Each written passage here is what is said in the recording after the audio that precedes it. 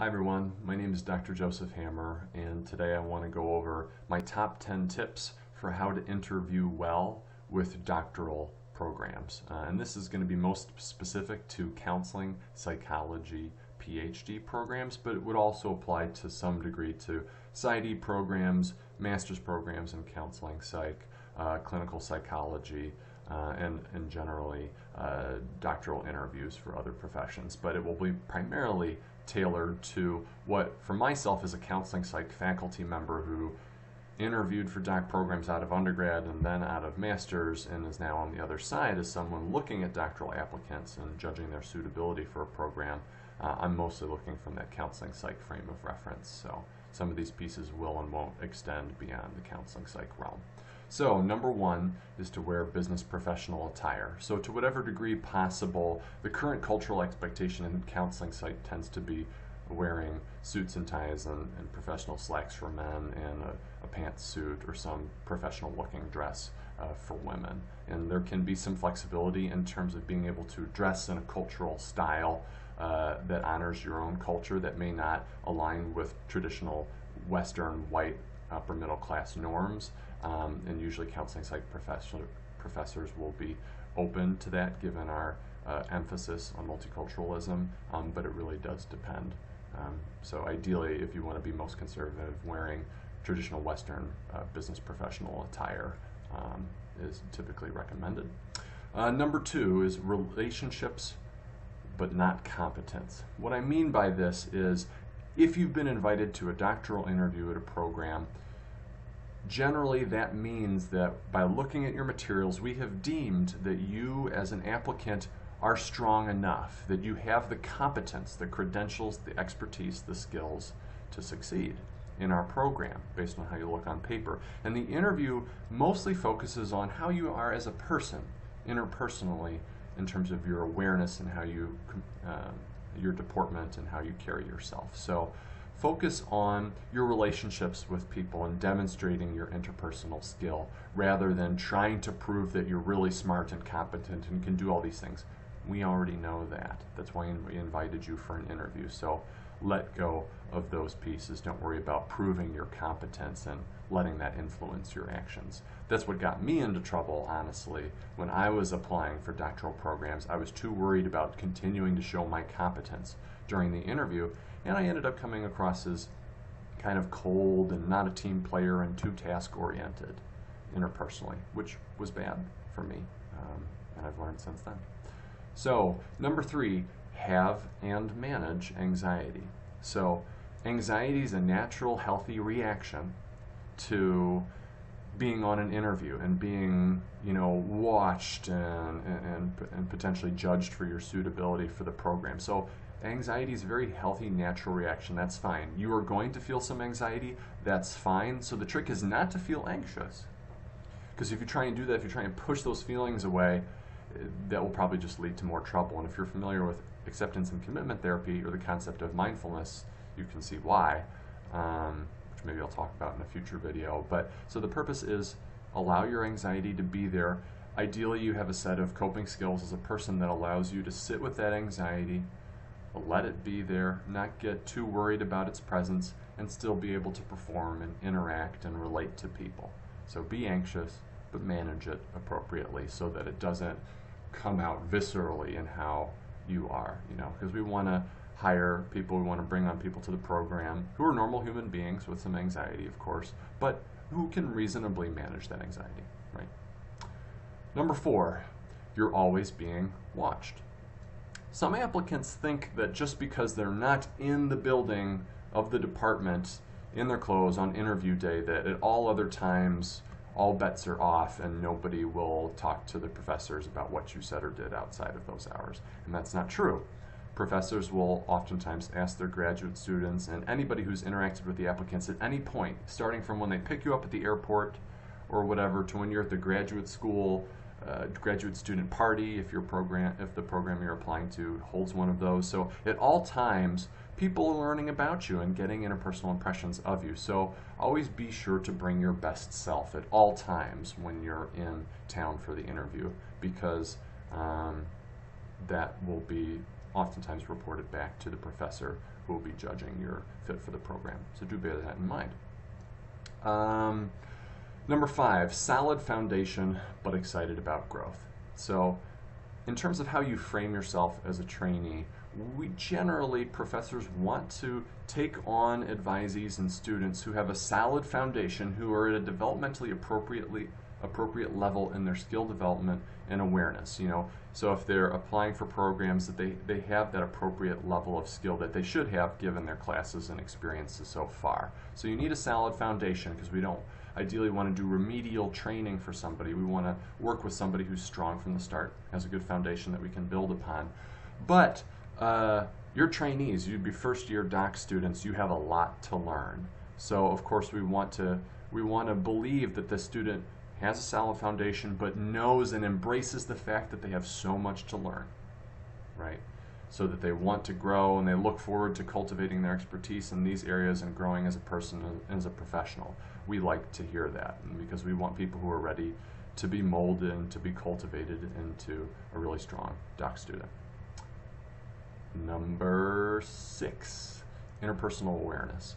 One of the things that, especially in counseling psych, we value is interpersonal awareness. Are you aware of other people's emotions and thoughts and conversations, and do you leave room for other people to speak? Are you mindful of how much space in the room you take up with your questions or comments? Do you allow other people to contribute to discussion? Do you help other people contribute and draw them in and bring them in? Are you a good team member? Do you relate to people? Are you warm? Those pieces that form the foundation of interpersonal awareness we like to see. So when you're interacting during interviews or during group activities or whatever, we're looking to see, do you play well with others? Do you relate to other people, or are aware of how you make other people feel, in those pieces? Because good counselors generally have to be interpersonally aware. So again, it's a foundational component we want to see. Number 7, cultural awareness. Something else that counseling psychologists value is we very much believe in the reality that our cultural identities very strongly influence how we experience our world and view our world, and how people view and treat us. So the fact that I'm a white, heterosexual, middle upper class male who self-identifies as atheist, these pieces of me very much influence how I see the world and how people perceive me and my personal qualities, whether they want to help me or not, whether they think I'm competent or loyal or ethical. All these pieces play a role, as well as the privileges that I experience from a lot of my identity. So we like to work with students who have a foundational, again, you've got so much to learn as a doc student, so we don't expect you to be experts, but we want to start working with students who have a basic level of understanding, and particularly an openness to learning more about themselves as cultural beings, so that they can become more in tune with those pieces, understand how that influences their worldview, be mindful of how their cultural values and whatnot influence how they treat clients in the room, their colleagues, or people at large in society, an awareness of things of power, privilege, and oppression, and how they operate and what identities they're connected to in the United States of America, and those things. So kind of a foundational cultural awareness is something we value. And again, we know folks have a lot of room to grow, and so your openness to that process, making that clear in your interview, is something we like to see. Number 8, know your career goals. So when it comes to your career goals, a lot of times when we're applying for doc programs, we have a sense of what we might want to do after graduation, but a lot of times we can be wrong. People shift in their understanding of what they want to do so much, oftentimes during graduate school. So you want to have a decent initial idea of where you think you'll head, or the potential options, but you don't have to be foreclosed. You don't have to be set in stone on a given thing, but you want to be ready to articulate what you want to do after graduation, because then that will play back to the things that the program will offer you, and how will it help you meet those career goals. So you need to know where you want to end up before you can judge which program would be a good fit in helping you get there, of course. So you want to be ready to articulate those. And of course, if you're applying to a PhD program, your future career should ideally, given that for most PhD programs they operate on a scientist practitioner model, where you're learning both how to do science and be a therapist, a practitioner, you want to articulate a career goal that honors both pieces of that. Because if you just want to go purely into practice, a PhD may or may not be the best fit for that. A PsyD may be a better fit since they work on a different model often. And number 9, articulate your fit with the program. We know you're applying to a bunch of programs, right? And ideally, each program you're applying to, you're doing so because there's some unique ways in which that program will help you reach your unique career goals. So we want to know, why us? Why are you interested in our program in particular? Are we just a safety school for you? Are you just hoping to get a bunch of acceptances so that you have luxuries in picking options? Or are you truly interested in us for us? What unique components of our training or our practicum sites or the research opportunities or the funding opportunities or whatever it is, what is it about our program that makes us a really good place for you to get your training? How are we uniquely going to help you get to your career goals that you articulated in number 8? So we want to be able to hear the fit with the program. So if you have generic responses or your responses aren't specific to our program, we're worried that you're not actually interested in us in particular. And then finally, number 10, research interests at the right level. What I mean by this is that given your developmental level as someone coming out of undergrad or maybe out of master's and applying for doctoral programs, there's a certain level at which you've gotten to experience the research process and gotten to get a sense of what research areas are of interest to you. But you still have so much you need to experience and learn, and the thing is, people's research interests and foci change over time as they get research experience, try new areas, etc. So it's unrealistic and generally developmentally inappropriate to believe that you have this really narrow research area that's the perfect fit for you and you're going to go to it and that's the only thing you're interested in and you're inflexible about everything else. That's generally unrealistic. Usually people are not yet experienced enough to know that that little specific research area is all they want to do.